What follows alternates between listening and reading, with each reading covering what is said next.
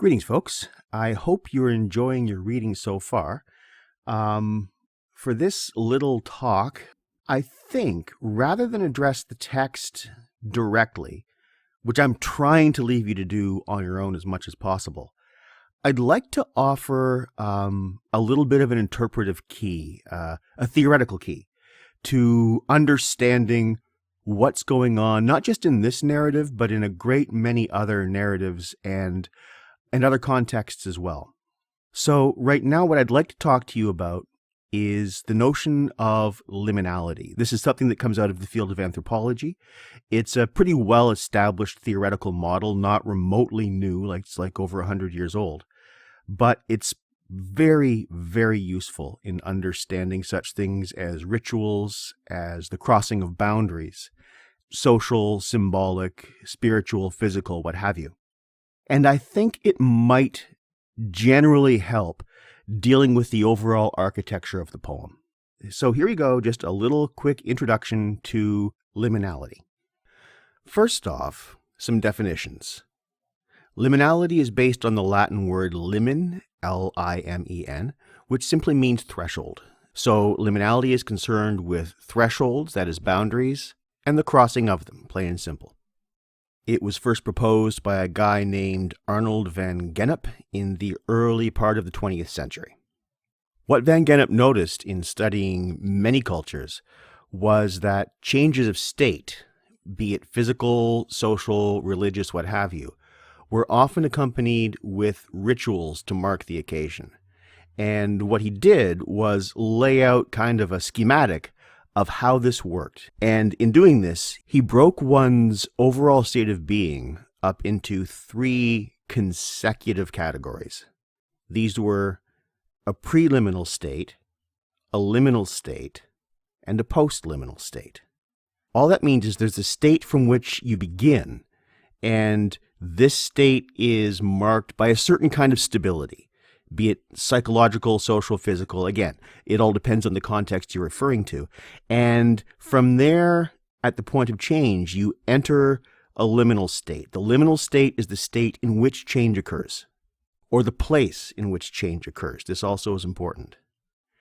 And after the change has occurred, you enter what's called a postliminal state, which is a new stability, different from the preliminal state, and made possible by passing through the liminal state. Now, these 3 states are divided by 2 types of ritual, the preliminal ritual and the postliminal ritual. So you start off in a preliminal state, you go through a preliminal ritual, at which point you are in a liminal state. That is the state of change, state of flux. And at the end of that, you go through a postliminal ritual, at which point you enter the new stability of the postliminal state. This all sounds very abstract, so I'm going to give you a really, really simple example, and we'll go from there. Let's take a look at marriage ceremonies. You start out, you are single. Now, being single has certain social norms, certain expectations, certain behaviors that are expected or at least accepted. But as you move toward the state of being married, what happens is you might, for example, go through the preliminal ritual of the marriage proposal. That is a ritual. At which point you enter the liminal state of being engaged. Now, when you're engaged, you're no longer really single anymore, but you're also not quite married. So it is a dubious state in a sense. It's a state in which the boundaries are a little bit fuzzy, and during which psychologically and socially you're going through a process of changing toward being married, of preparing for marriage before you're actually married. Then you go through what's called the postliminal ritual. That's the wedding. After which point you are married. That's a definite state with definite expectations and norms, and qualitatively different from the state of being single.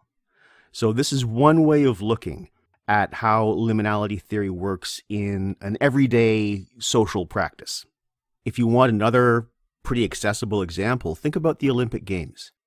The Olympics are not on, and then there are the opening ceremonies, and then the Olympics are on, during which numerous records will fall and new reputations will be made.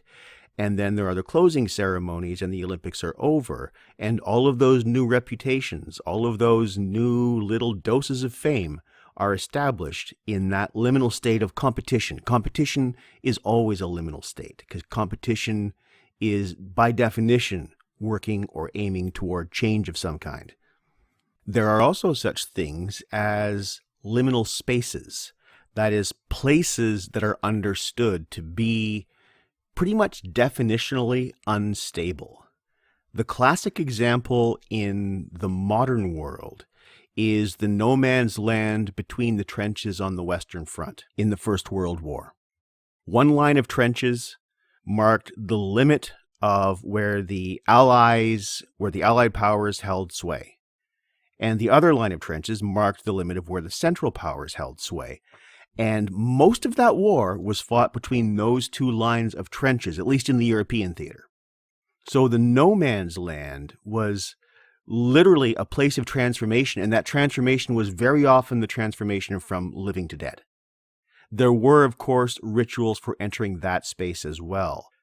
If you're waiting to go over the top, waiting to leave your trench, you're waiting for the whistle. And when the whistle blows, you are expected to just charge off into whatever happens to be coming your way. The alternative, of course, being to face a firing squad.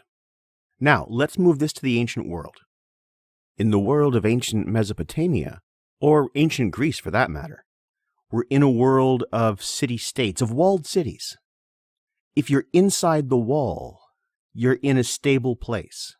Outside the wall is a liminal space.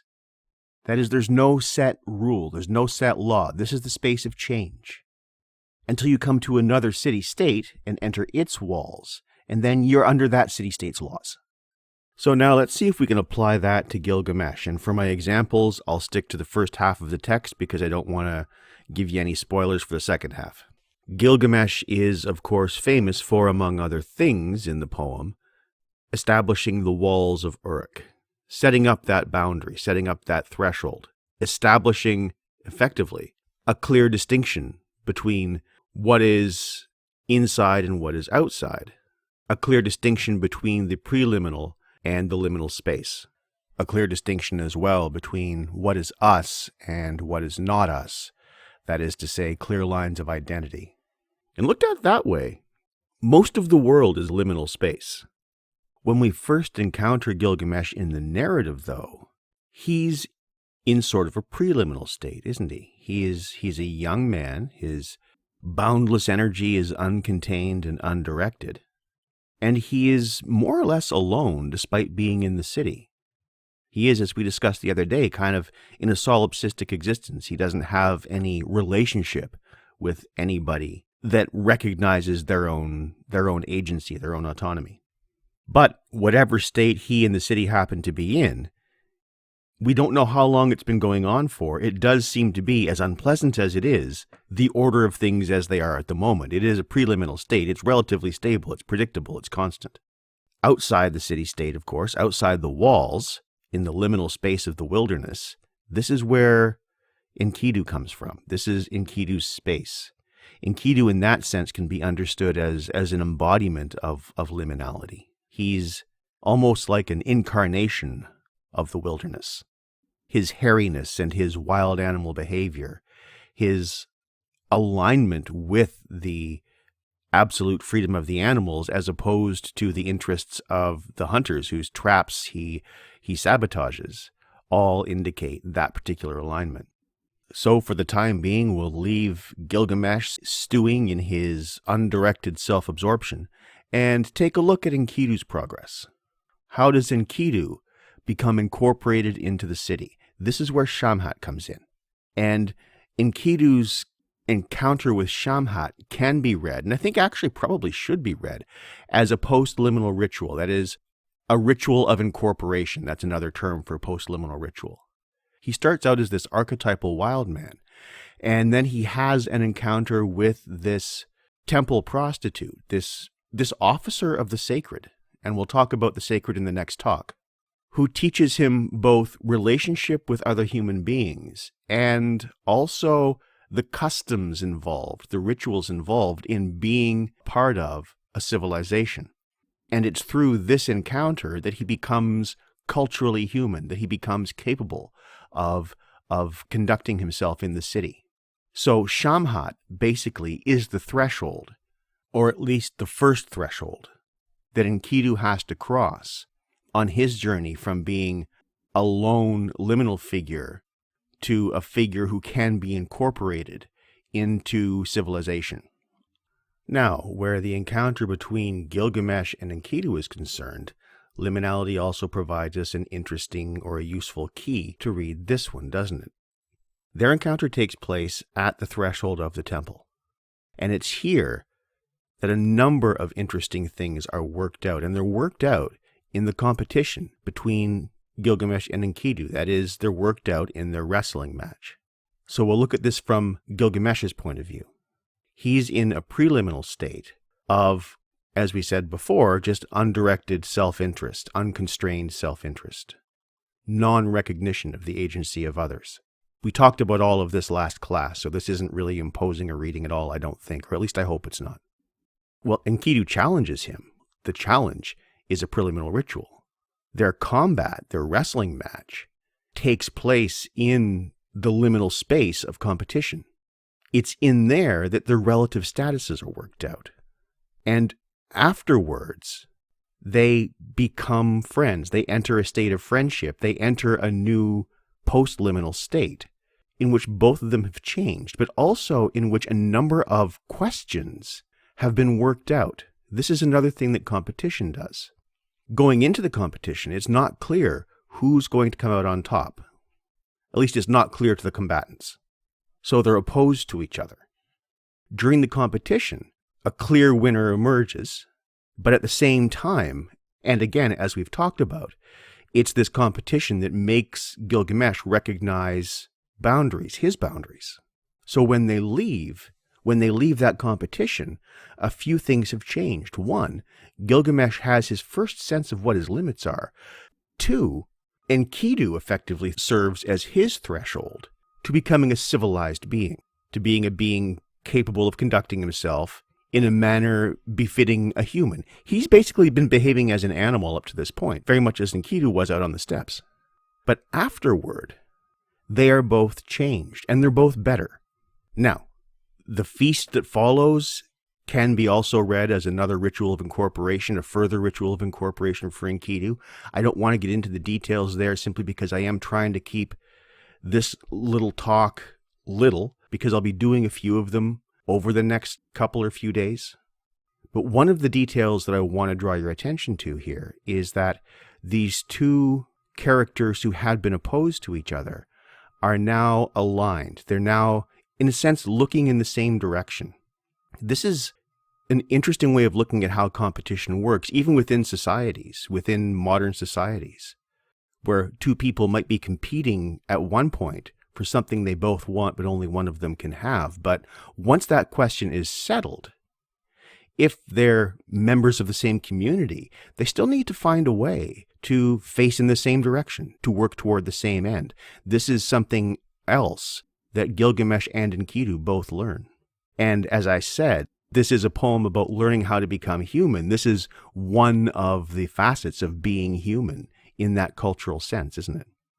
And it's only now that Gilgamesh turns his attention out of the city, as we discussed, towards Humbaba, towards achievement, towards legacy. And as he leaves, of course, as they leave to face the monster Humbaba, who I'm not going to talk about in this little lecture, they go through a preliminary ritual as they enter the liminal space of the wilderness.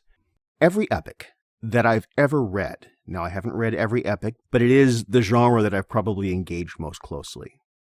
I've never read an epic that doesn't have a highly ritualized arming scene. They go through exactly that arming scene, which marks them, and particularly which marks Gilgamesh, as being different. And this is part of the heroic identity, by the way. The hero, the epic hero, is almost definitionally liminal. The hero is the one who engages the outside. The hero is the one who engages the liminal. where most of us just huddle within the walls of the city and don't really want to know too much about what goes on out there because it can be very disturbing. But they go through this preliminary ritual of arming up, of bearing those things, of bearing those weapons and armaments that nobody else can bear, marking them, again, especially Gilgamesh, as special, but also separating them from the society that they are representing. And another term for a preliminary ritual, by the way, is a ritual of separation. And at this point, they go off to meet Humbaba, and at this point as well, I think I should draw things to a close. I think you get the idea now of how liminality works. Pay attention to those little rituals and those changes of state as you go through the book. They will tell you a lot about what's going on, and not just in the immediate plot sense. They'll tell you a lot about what's going on thematically as well, and what the book is all about. So I think that's it for now. I hope you found this useful, and I will talk to you again soon. Thank you very much.